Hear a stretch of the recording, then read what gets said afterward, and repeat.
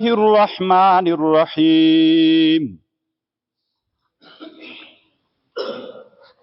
طالبان ورونو علامه ابوالحسن علي الندوي رحمه الله وی هغه شاعر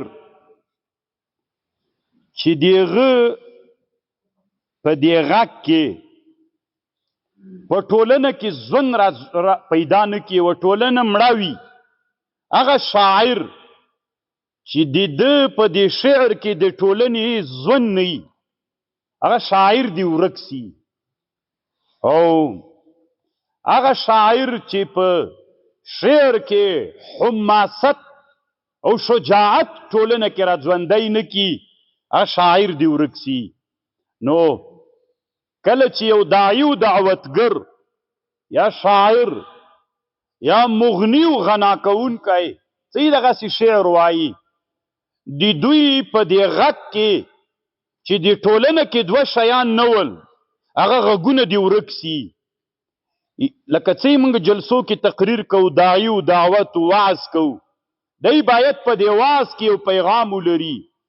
پیغام یې داسې وي چې د ټولنه کې حیات و ژوند را پیدا کړي. دا ټولنه ویده ټولنه ده.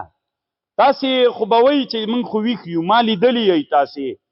زه دوه ولایتونه مې افغانستان کې نه دي لیدلي، یو د غور ولایت او یو د نورستان ولایت. نو کېدلی سي چې دا غور هم الله را باندې وویني انشاءالله. نو ټول افغانستان مو لیدلی طالبانو انسانان ویده دي، ومو کتل چې د ټولنو کې انسانان ویده دي. هغه شاعر، هغه داعی، هغه واعظ، هغه مغنی چې هغه غنا کوي، شعر وایي، واعظ کوي او په ټولنه کې ژوند نه را پیدا کوي، د دې غږونه دې ګونګ سي. او چې په دې ټولنه کې حماست او شجاعت نه را پیدا کوي، هغه غږونه دې ورک سي. نو باید چې دعوت کوي، واعظ کوي، شاعري وایي، د تا په دې خبرو کې باید یو پیغام موجود وي. پیغام چې د طالبانو ورونو چې ټولنه را ویښه کې او ټولنه کې یو شجاعت را پیدا کې.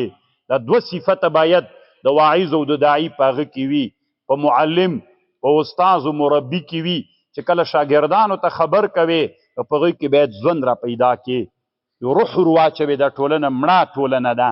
په دې ټولنه کې باید هغه د سحر باد چې نسیم ورته وایي، هغه د سحر باد چې په انسان کې زبول و خمول راولي، فتور و سستی راولي، هغه بیخي نسیم باد دنه. نسیم د سحر هغه باد ته ویل کېږي چې یو سړی مړ غوندې وي چې په باندې ولګېږي، ژوند پکې راولي، ګلبوټي او ګلان داسې وغوړوي. نو هغه بیخي نسیم باد دنه چې په انسانانو کې فتور و سستی هم هغسې راولي.